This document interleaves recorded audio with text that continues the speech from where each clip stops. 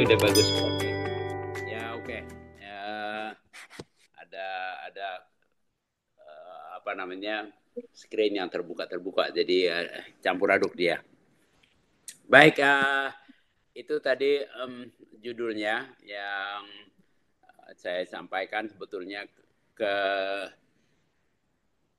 kehebohan untuk bicara kelas standar ini udah dua kali Perpres berubah ya untuk memperbaikinya. Nah, ini diawali tahun 2020 sebetulnya pada waktu Perpres 64 itu menyampaikan perlunya ada kelas rawat inap standar yang KRIS ya. Waktu itu bahkan di Perpresnya mengamanatkan paling lambat Desember 2020. Ini bagian yang saya sedikit gregetan karena menurut saya sebetulnya untuk menetapkan kelas rawat inap standar tidak perlu terlalu berlama-lama. Ini udah hampir 5 tahun ini, udah 4 tahun lebih. Ya. Padahal Perpresnya itu di pertengahan tahun, jadi udah hampir 5 tahun. Kok nggak maju-maju juga, ya? Nah ini karena pada waktu itu dikhawatirkan JKN akan mengalami defisit, jadi pemikirannya segera menjalani kelas rawat inap untuk menekan biaya rumah sakit. Nah ini menurut saya ini kekeliruan memang, tapi kelas rawat inap standarnya sih sebetulnya bukan suatu kekeliruan, tapi Ya, konteksnya dengan kalau kali kelas rawat inap standar sebagai kendali biaya itu yang keliru. Nah tapi oke lah, itu memang yang terjadi. Nah sekarang kita lihat ya, pada waktu itu 2019 memang JKN defisit total asetnya turun sampai 2 triliun dan aset neto adalah dana jaminan sosial atau dana amanat yang harusnya dibayarkan untuk klaim. Rasio klaim juga 102%, artinya defisit sekitar 2% month on month atau year on year ya, satu tahun yang sama pendapatannya 100, belanja klaimnya 102. Jadi itu defisit. Nah, ini membuat kemudian respon pemerintah udah bikin kelas standar supaya biayanya lebih murah. Itu keliru. Tapi apakah masih berlaku sekarang setelah 5 tahun? Kalau kita intip tahun 2021 setelah COVID mulai sedikit surut, tahun 2020 kita mulai total aset dari tadinya 2 triliun naik menjadi 69 triliun dan aset neto dari yang minus 59 triliun itu naik menjadi plus 39 neto. Artinya aset neto uang itu sudah bersih, sudah dipotong klaim-klaim yang belum dibayar tapi sudah dilakukan,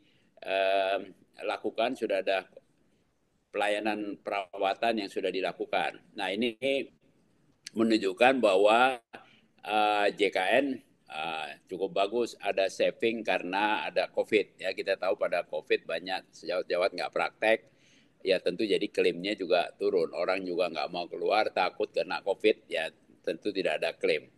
Nah ini blessing in disguise sebetulnya ya. Dan ternyata uang tadi di BPJS masih tetap naik. Ini sampai tahun kemarin Oktober asetnya naik lagi menjadi aset total 89 triliun. Dikurangin namanya liabilitas atau kewajiban-kewajiban yang harus dibayar pada akhir Oktober itu. Sekarang juga masih surplus. Klaim yang sudah diajukan tapi belum dibayar itu namanya RBNR ya, klaim sudah terjadi tapi belum dilaporin. Ada juga yang sudah dilaporin tapi belum dibayar. Dikurang-kurangin itu masih ada neto 51 triliun. Jadi tahun ini perkiraan hitung-hitungan melihat tren bayarannya berapa dibayar, ini di bawah ini ada grafik bulanan, berapa klaim, berapa bayaran. Sampai dengan akhir tahun dan sampai akhir tahun depan sebetulnya kalau klaimnya masih stabil seperti sekarang, JKN masih aman. Ya. Pertanyaannya kemudian, kalau JKN masih aman, apakah Kris harus dijalanin dari Perpres yang baru, Perpres 59 2024? Itu pertanyaan yang besar. Nah, kalau Kris dijalanin, lalu iurannya bagaimana? Itu kan yang lalu ada iuran kelas 1, kelas 2, kelas 3. Nah, ini sebetulnya pemerintah dengan DJSN masih terus kayaknya menggodok tapi belum ada keputusan ya. Sampai hari ini saya tanya-tanya, kepastiannya masih belum keluar. Tapi ya harus ada komitmen sebetulnya, karena untuk kelas rawat inap standar sebetulnya bisa diselesaikan, tidak terlalu kompleks menurut saya, walaupun mungkin teman-teman di rumah sakit bilang kompleks, ya tergantung bagaimana kita mau melakukan implementasinya, mau sekaligus, mau bertahap, itu soal teknis. Kalau menurut saya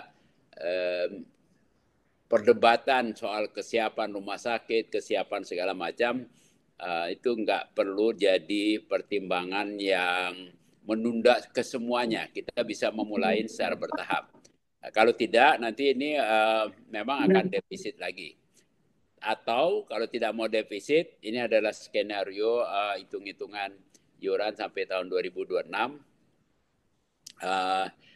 Masih bisa, tapi bagaimana kita bisa memberikan insentif, ini mungkin formula yang ingin saya tawarkan, ya, buat yang sudah memenuhi kelas rawat inap standar, yang bisa dibayar dengan tarif yang sudah standar, dan yang belum, ya dibayar dengan tarif sedikit di bawahnya. Dengan begitu, saya pikir nanti teman-teman di rumah sakit bisa diberikan insentif untuk menerapkan kris, bukan dipaksa-paksa, tapi ada insentif finansialnya.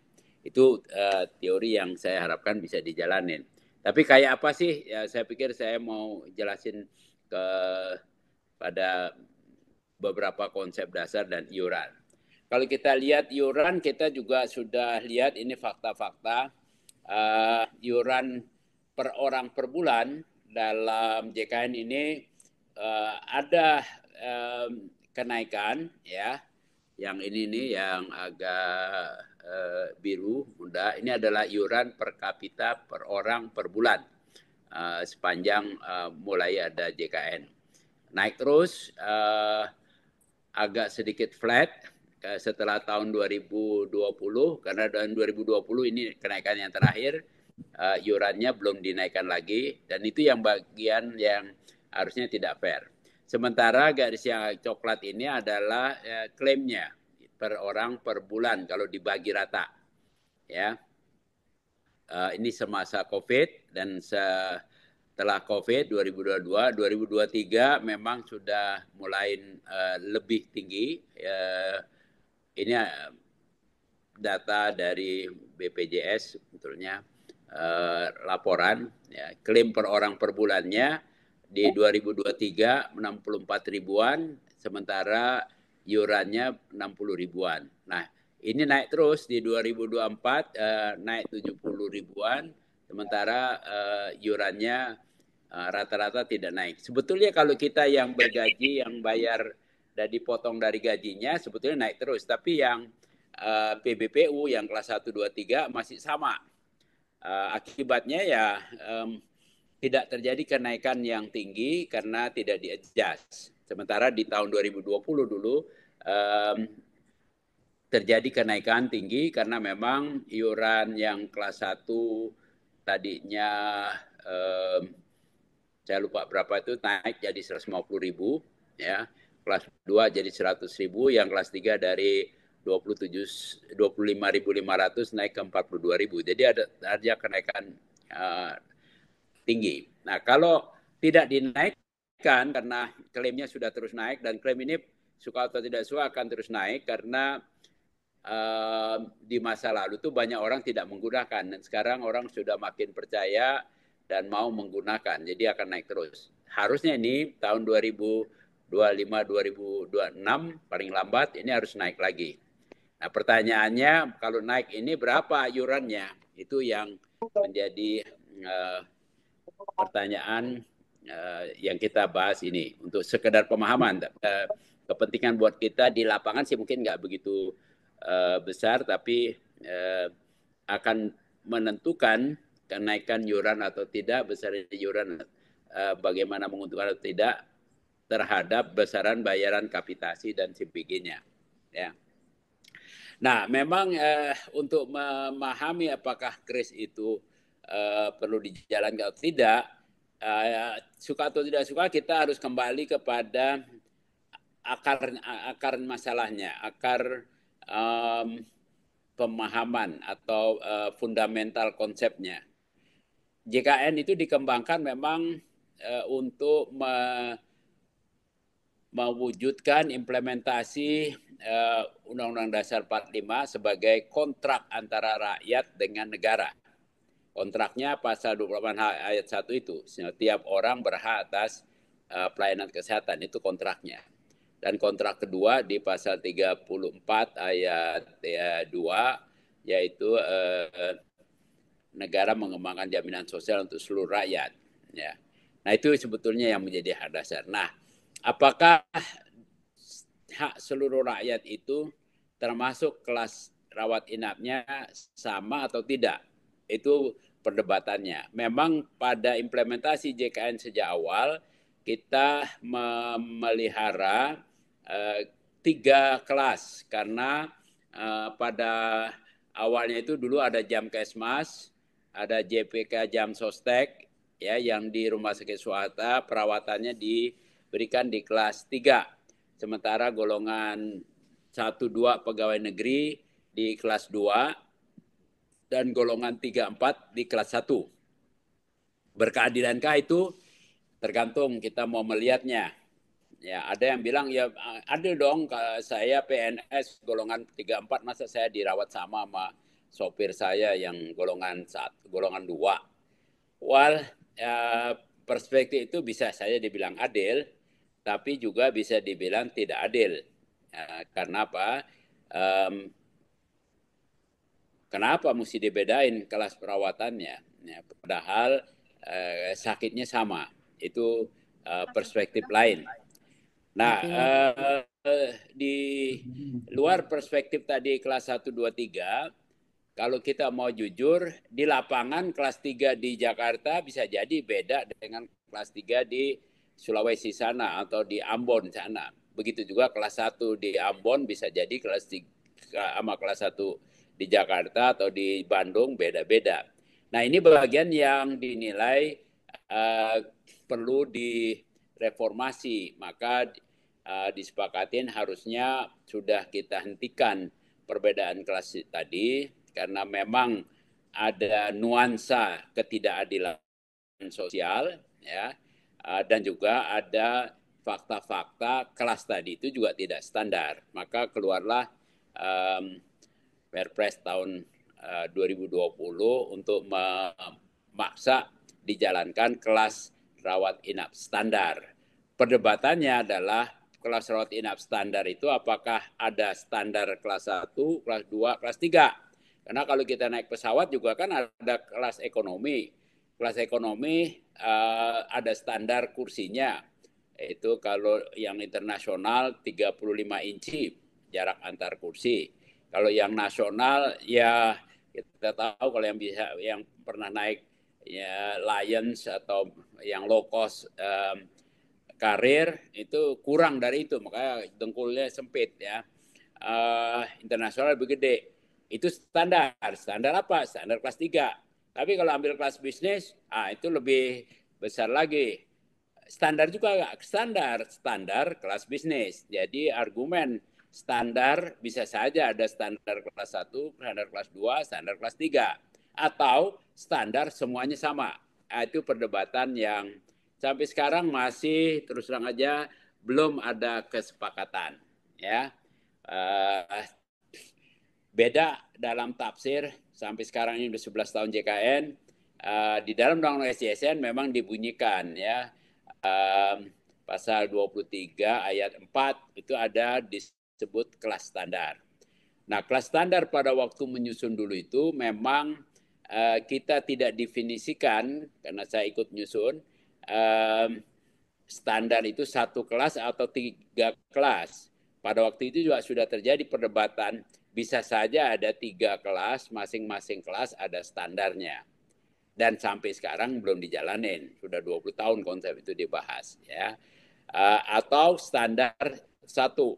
Kebelakangan ini mengemuka keinginan ya udah satu aja kelasnya sama, khususnya di Kementerian Kesehatan maunya satu, BPJS masih pengennya jangan satu dong, dari 3 pindah ke 2 dulu aja lah. Oke, itu bagian yang menjadi pertimbangan.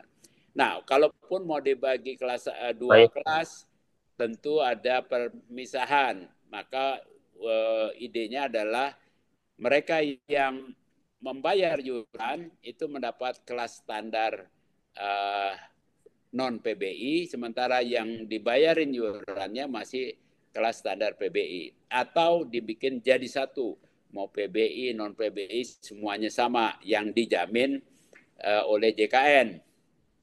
Sementara kalau mau naik kelas ya silakan nambah. Kalau kita lihat best practice di dunia, memang program-program publik seperti JKN itu tidak ada bedanya antara yang miskin, yang kaya, semuanya sama, ruangannya ruang standar satu kelas.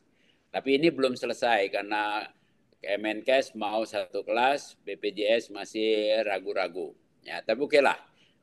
Kalaupun dia ambil yang bayar yuran ada kelas tersendiri, dan yang tidak bayar yuran ada kelas sendiri. Tetap ada pertanyaannya, berapa yurannya yang adil? Ya, kalau sekarang kan ada yang PBPU kelas 1, kelas 2, kelas 3 dia yang pilih sendiri. Nah, berapa yurannya itu pertanyaannya. Argumen lain yang ini saya yang analisis, fakta di data JKN, klaim JKN 2016-2021, kita lihat berapa persen pasien yang meninggal per hak kelas perawatan. Ternyata memang mereka yang punya hak perawatan di kelas 3, baik itu kena PBI ataupun dia PBPU yang memilih kelas 3 yang iurannya paling kecil, dan juga bayaran CBG-nya lebih kecil di kelas 3, ternyata konsisten sepanjang 6 tahun itu angka kematian lebih tinggi pada yang kelas 3.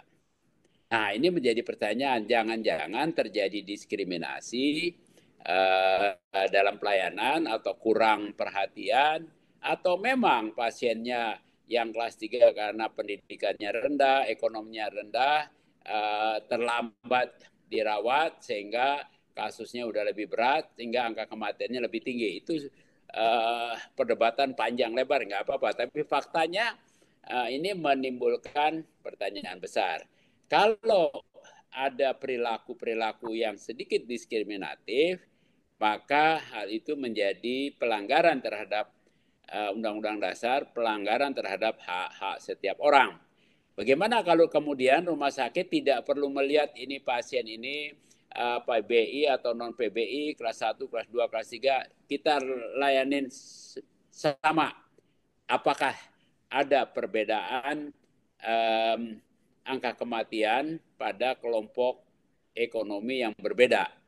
Ya, karena kelas 1, 2, 3 suka atau tidak suka, desain yang ada sekarang menggambarkan perbedaan kelas ekonomi. Kalau yang PPU yang bayar yurannya 5% dari upah, 4 dari majikan, 1 dari pegawai, dari pekerja pada pekerja swasta, yang total hitungan gajinya di atas 4 juta dapat hak kelas 1, itu otomatis walaupun dia tidak memilih. Nah, itu isu yang herannya, kalau menurut saya heran, 5 tahun nggak jalan-jalan juga. Nah, kalau kita lihat detailnya dari perbedaan hak kelas 1, 2, 3, ini kita lihat angka pulang paksa, angka meninggal yang kelihatan memang terjadi kenaikan lebih tinggi konsisten ya. Kalau ini digabung ke tahun 2021 saja, digabung yang pulang paksa dan sebagainya, pulang sehat, kita lihat ada indikasi memang kemungkinan karena ada perbedaan tarif CBG untuk kelas 1, 2, 3, bisa jadi ada perbedaan perlakuan. Nah, kalau dijadiin satu, mudah-mudahan tidak terjadi. Jadi pemikirannya kalau jadiin satu, apakah 1, 2, 3 jadi satu atau 1, 2, ini yang diinginkan oleh BPJS. 1, 2 menjadi satu kelas rawat inap yang membayar yuran, kelas 3 atau yang satu kelas 3 ini menjadi tetap kelas rawat inap yang PBI. Ya, itu pilihannya. Ya, ini lebih detailnya per kelompok pelayanan. Memang kita lihat ada perbedaan-perbedaan angka kematian. Nah, dari fakta dan data itu yang sudah dilakukan, yang disepakatin, paling tidak kelas rawat inap standar ini adalah berapa luas area tempat tidur, dan di luar tempat tidurnya hak bagi setiap orang yang pada waktu lalu tim saya membantu menghitung bersama DJSN. Katakanlah kalau kita mau bikin 2 kelas non PBI, ya pasti ada perbedaan. Non PBI per meter 10 per tempat tidurnya 10 meter, kalau yang PBI 7,2 dan sebagainya. Ini kan ruangan, ya tentu di rumah sakit harus ada penyesuaian. Yang lain dari ruangan kan juga tidak banyak mengubah dari yang sudah ada. Oke lah, perubahan tetap perlu ada. Bagaimana kalau kita sudah sepakatin, bagaimana mencapainya, ya. Kita harusnya bisa memulai dengan insentif kalau menurut saya. Ya. Jadi insentifnya apa? Ya mestinya yang udah bayar dibayar dengan memenuhi syarat, ya dibayar harga yang tentu saja lebih tinggi. Misalnya 100% dari tarif. Kalau yang belum memenuhi syarat mungkin 90%.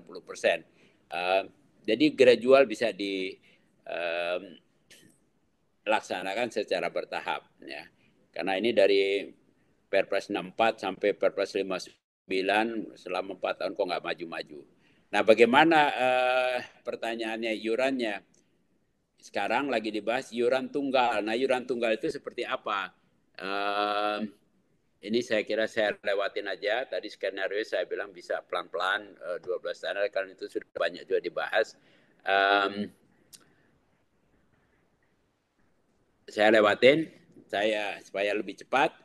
Nah, iuran tunggal yang sekarang lagi dipertimbangkan adalah kalau yang PPU 5% dari upah masih sama, ya. Tapi yang PBPU yang jadi masalah, dan iuran PBI. Nah, saya menyorotin yang sekarang belum konsisten adalah iuran PBPU. Iuran PBPU yang ada sekarang adalah iuran kelas 1, kelas 2, kelas 3. Yang kelas 1 150.000, kelas 2 100.000, kelas 3 42.000. Orang yang PBPU bukan penerima upah atau sektor informal, pekerja mandiri, milih dia mau pilih mana. Kalau dia milih, tergantung dia persepsinya. Oh, saya pengen yang kelas 1, padahal dia sebetulnya tidak mampu, bisa jadi akhirnya nunggak. Atau yang memang takut agak pelit walaupun dia sebetulnya mampu bayar 150.000 per orang per bulan, dia pilih yang 42.000, yang ini aja lah, belum tentu kita gunakan. Ya udahlah, yang penting asal ikut, itu bisa juga terjadi. Nah, faktanya memang banyak variasi tidak cocoknya tadi iuran dan pilihannya. Lalu pemerintah mempertimbangkan satu iuran untuk PBPU. Nah, seperti yang di sini saya kasih contoh. Saya kasih contoh aja, nggak tahu berapa nanti dia hitungnya. Yang jelas, sekarang pendapatan per kapitanya sudah ada, tadi saya sajikan di data itu ya. Yang terakhir klaimnya itu udah di atas 70.000 rata-rata. Harusnya ya iurannya di atas 70.000 harusnya. Nah, katakanlah kita ambil sepakatan iurannya 60.000 rata. Nah, ini kita sebut POPB itu hanya per orang per bulan. Ini kita sebut sebagai iuran yang regresif, artinya lebih berat buat orang yang pendapatannya rendah. Ya, saya kasih hitungan ilustrasi. Kalau hitungannya 60.000 per orang per bulan, untuk pekerja katakanlah mungkin tukang bakso, walaupun tukang bakso bisa jadi penghasilannya 3 juta lebih ya sebulan, nggak tahu lah.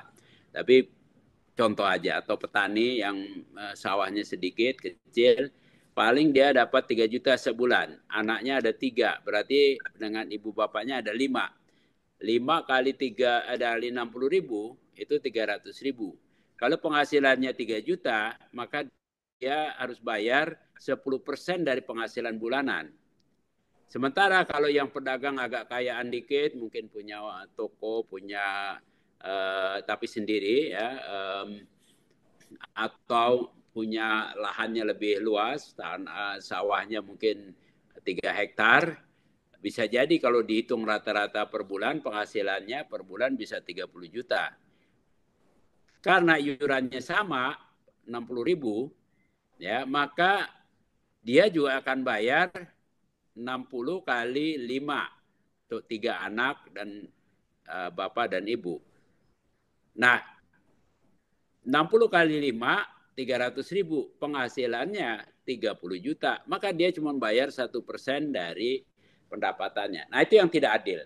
Sementara kalau kita yang PPU dari gajinya, yang gajinya 30 juta, ya bayarnya 5% dari 30 juta. Yang gajinya 3 juta, bayarnya 5% dari 3 juta. Nah, itu yang dianggap atau yang selama ini di dunia diperlakukan sebagai yang lebih berkeadilan sosial. Ya, tapi ketika dapat perawatan, haknya kris tadi sama, ya. Nah, ini sebetulnya iuran yang berkeadilan segitu. Tapi pertanyaannya kan yang pekerja informal atau PBPU kan tidak ada penghasilan tetap bulanan. Nah, bagaimana caranya? Caranya sebetulnya sudah banyak diterapkan di tempat lain. Bisa dikelompokkan supaya regresivitasnya lebih kurang. Kalau yang penghasilan kurang dari 2 juta, ya dia harus diperhitungkan nilai tengahnya berapa. Katakanlah, karena kan 2 juta ini range-nya panjang. Katakanlah 1 juta. Yang penghasilan 2 sampai 4 juta, diambil nilai tengah 3 juta. Dan iurannya disetarakan, tidak sama persis dengan PPU, disetarakan tetap 5% juga dia. Jadi 5% dari 1 juta, dia cuma bayar 50.000. Nah, cuman yang begini memerlukan upaya BPJS mengidentifikasi orang-orang itu gajinya berapa, kemudian asetnya berapa, sehingga bisa ditetapkan iurannya yang proporsional, tetapi belum persis proporsional terhadap individual seperti halnya kita yang PPU. Dan itu kan pajak juga begitu. Kalau kita pajak kan di akhir tahun kita harus menghitung berapa resminya kita bayar pajak. Cuman bedanya kalau pajak PPh itu kan progresif. Jadi kalau di bawah 50 juta kita cuma bayar 5%. Kalau di atas 200 juta kita bayar yang selisihnya itu di atas 200 jutanya kita bayar 15% dari 200 juta setahun. Progresif. Nah, ini kalau yang iuran JKN tidak progresif dulu lah. Yang idealnya memang progresif seperti halnya pajak. Nah, identifikasi itu menjadi keharusan untuk bisa berkeadilan. Tentu aja untuk mencapai suatu ke apa namanya kesempurnaan harus ada upaya besar. Nah, BPJS kalau dia malas-malas nggak mau mengidentifikasi ya dapatnya dipaksa yang gampang aja 60 ribu per orang ya bisa, tapi akibatnya mereka yang bergaji rendah karena berat 10% dia lebih banyak nunggak. Nanti ini angka tunggakan seperti yang sekarang terjadi 50 juta orang nunggak iuran, nggak aktif. Ya, kalau yang bayar iurannya cuma 1%, 2%, itu kecil dia bayar. Itu ancaman dari sistem yang ada sekarang yang dengan fix satu nilai. Kalau dibuat seperti ini, maka orang yang miskin bayarnya lebih sedikit, ini untuk satu keluarga bukan untuk satu orang, ya.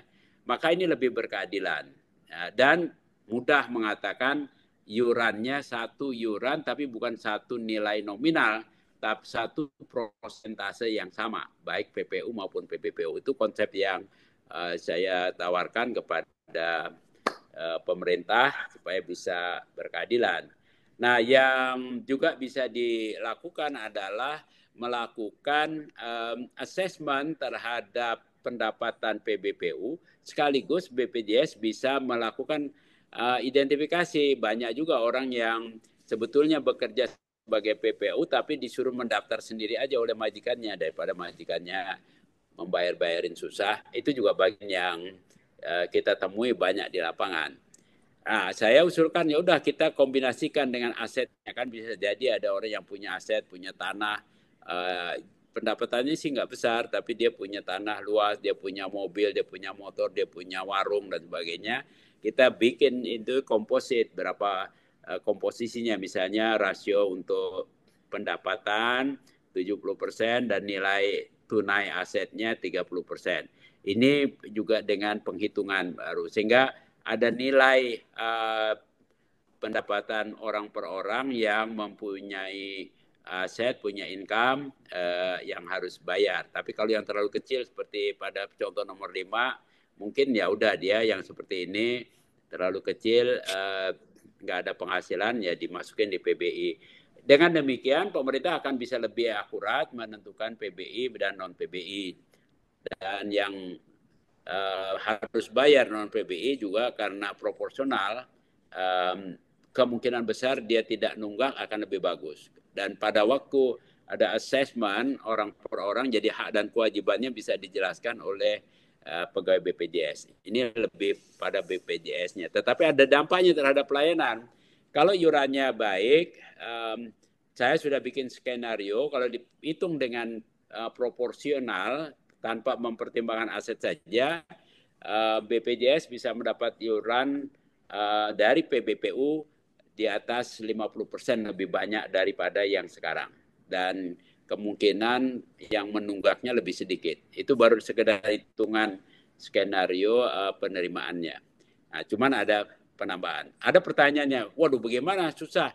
Sebetulnya tidak susah karena kita sudah melakukan beberapa kebijakan yang setara dengan itu, di mana pendapatan yang lebih kecil itu membayar dan sudah ada datanya lebih kecil. Contohnya bayar listrik yang pendapatannya rendah di bawah 5 juta sebulan biasanya listriknya nggak mungkin lah yang 3,6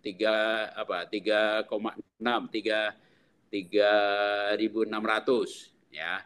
Ya paling-paling ya 1.200 kilowatt. Nah, oke, itu udah ada identifikasi. Itu kira-kira bisa dipakai sebagai proksi. Bayaran PBB kita juga kan sesuai dengan asetnya, berapa luasnya, harga rumah, bangunan udah dihitung. Walaupun PBB banyak yang nunggak. PKB kalau sepeda motor atau mobil yang 1000 cc, yang 3000 itu kan nilainya sudah ada di situ dan di sini lebih banyak yang bayar karena ada pemeriksaan. Jadi itu bisa dilakukan. Sementara itu juga BPS akan melakukan juga pendataan ekonomi. Jadi harusnya kita sudah bisa memulai paling tidak dari sekarang.